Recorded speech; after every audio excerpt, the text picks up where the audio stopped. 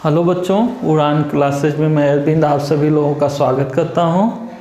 बच्चों, मैंने पिछली कक्षा में आपको बताया हुआ था भारत का इतिहास। भारत के इतिहास में आपको डिवीज़न बताया हुआ था। डिवीज़न में जो है कि मैंने प्राचीन भारत का इतिहास, मध्यकालीन भारत का इतिहास, आधुनिक भारत का इतिहास बता दिया था।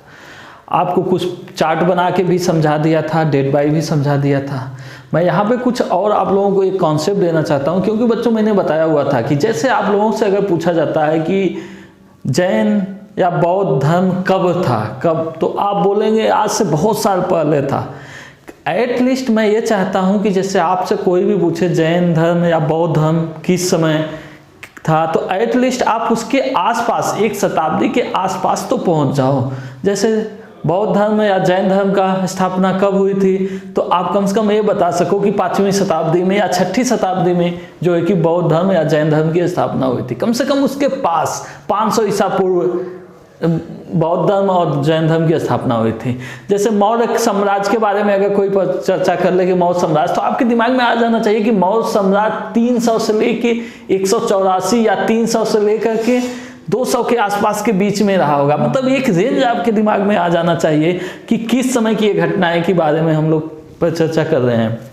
बच्चों, हमारे इतिहास में आप लोगों को बताया हुआ था कि प्रागैतिहासिक काल जो है कि सबसे बड़ा काल है, जिसके बारे में हमें साक्ष्य बहुत कम ही मिलते हैं। बहुत कम ही एरिया में साक्ष्य मिले हुए हैं। जहाँ जहाँ मिले हैं वहीं वहीं पे हम लोग समझ पाते हैं कि मनुष्य जो था उस समय उसका जीवन कैसा था, रहन सहन कैसा था, कृषि करता था, पशुपालन करता था। इस सब बारे में हम लोगों ने अध्ययन किया है। अभी मैं आप लोगों को एक और कॉन्सेप्ट दे रहा हूँ कि जिससे आपका एक कॉन्सेप्ट रहे कि किस शताब्दी में या कितने 100 वर्ष पुरानी की ये घटनाएं हैं या क्या हैं। इसके तहत एक मैंने और बनाया हुआ है भारत का इतिहास।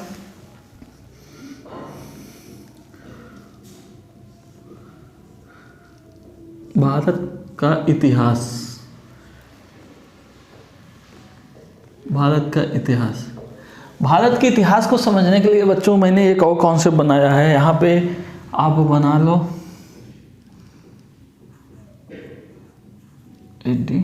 इसका मतलब आप लोगों को मैंने एक क्लास में समझाया था कि BC क्या होती है, AD क्या होती है। ईसा मसीह का जन्म मान लो,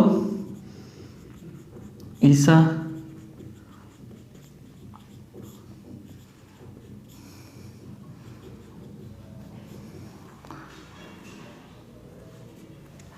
एक AD में ईसा मसीह का जन्म हुआ था। अब हम ऊपर की तरफ जाएंगे तो माइनस में जाएंगे और नीचे की तरफ आएंगे तो प्लस में जाएंगे। अब आप लोग समझो बच्चों, जैसे अगर 2500 BC की बात हो, 2500 BC की बात हो रही है, तो इसका मतलब जो है कि 2500 से लेकर के एक रेंज है आपका 1500, 2500 से लेकर 1500 सिंधु घाटी सभ्यता, सिंधु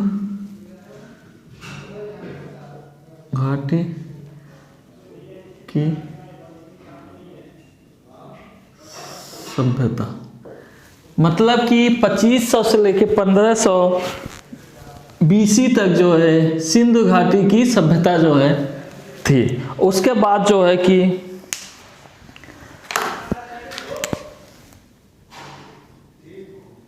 1000 BC, मतलब 1500 से लेके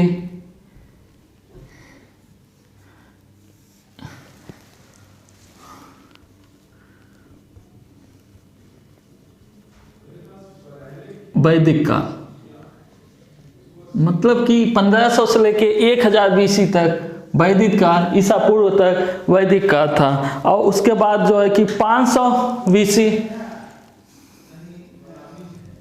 जैसा कि अभी मैंने चर्चा किया हुआ था, 500 BC में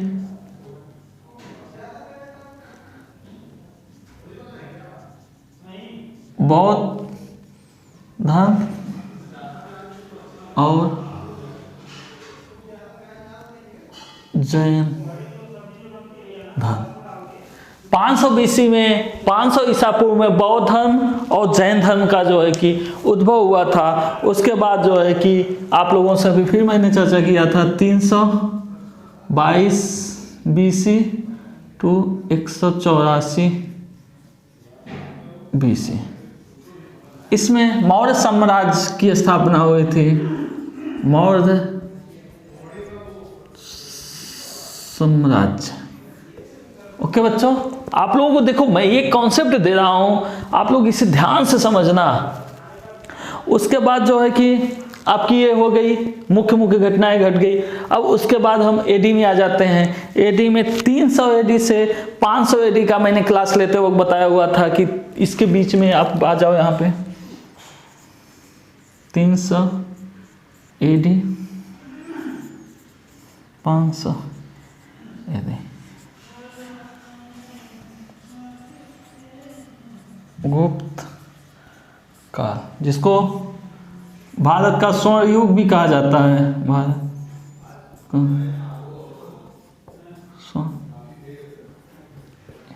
भारत का स्वर्ण युग भी बोला जाता है।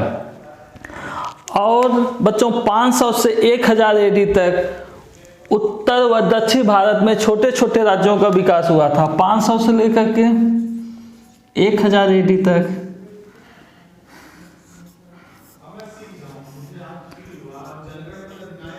उत्तर भारत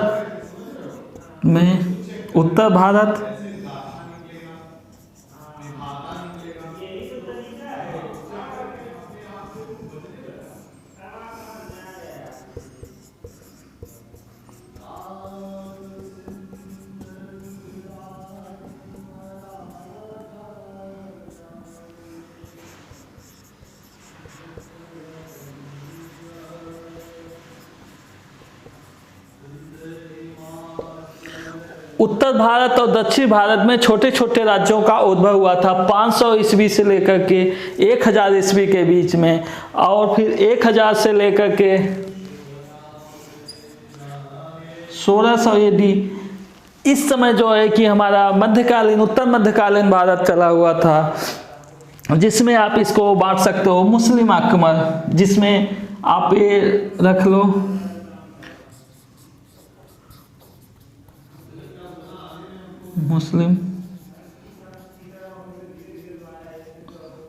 मुस्लिम आक्रमण,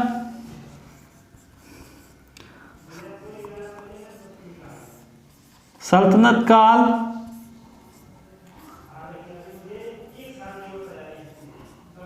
मुगल काल,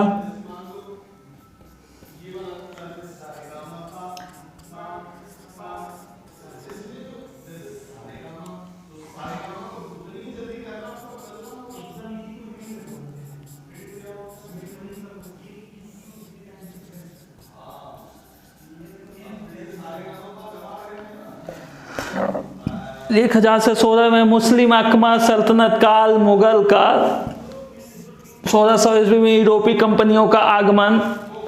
उसके बाद आपका 1947 में नेशनल मूवमेंट, राष्ट्रीय आंदोलन, मतलब कि आप इसको ले सकते हो कि 1947 में भारत की स्वतंत्रता।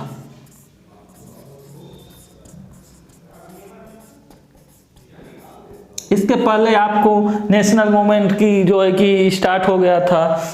इस प्रकार से एक आप लोगों के बीच में जो है कि मैंने एक बायोडाटा दे दिया। इसका शॉर्ट स्क्रीन ले लो, अपनी कॉपी पे नोट कर लो, इसको डेली 2-4 बार देखो, ये याद हो जाएगा। अगर एक बार ये सब सारे चीज आपके कॉन्सेप्ट एक बार बन जाते हैं, तो यदि हम इस साम्राज्य के बारे में, इस काल के बारे में पढ़ेंगे तो आप लोगों को समझने में बहुत आसानी होगी।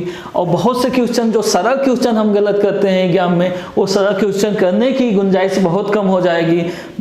मैं आप लोगों को बता दूं कि यदि आप एग्जाम हॉल में बैठते हो तो एक हार्ड क्वेश्चन सॉल्व करते हो तो बहुत लड़कों से आगे जाते हो, लेकिन यदि एक सरल क्वेश्चन गलत करते हो तो कई हजार बच्चों के आप पीछे हो जाते हो, क्योंकि बहुत ऐसे बच्चे होंगे जो कि वो सरल क्वेश्चन गलत नहीं करेंगे। बच्चों इतना ध्यान रखना कि आप जो है सरल क्वेश्चन बहुत कम से कम गलतियां तो होती हैं, लेकिन इस प्रकार से यदि पाई चार्ट के द्वारा आप लोग या चार्ट के द्वारा आप लोग समझोगे तो सरल क्वेश्चन गलती होने की बहुत ही कम संभावनाएं होंगी। जैसा कि अब नेक्स्ट क्लास में हम आप लोगों को फिर इतिहास का कंटिन्यू करेंगे। ये बहुत ही एक अच्छा है, मेरा प्रयास है कि आप लोगों को एक दिमाग में बैठा रहे। शुरू से ही मैं अभी चार्ट के द्वारा ही समझा रहा हूँ। प्रयास है कि आप लोग एक को ध्यान में रखो, दिमाग में रखो और इस पर मंथन करो। बहुत से टाइम है आप लोगों के पास, इस समय कुछ करना नहीं है और आगे एग्जाम में अभी टाइम ही है, तो आप लोग इस पर बहुत अच्छी तरीके से मंथन करो और ध्यान लगाओ। थैंक यू बच्चों। आप लाइक करो मेरे वीडियो को, सब्सक्राइब करो और शेयर करो ताकि मैं और उत्साहित हूँ और वीडियो आप लोगों को सामने लाऊं। ओके बच्चों, थैंक यू।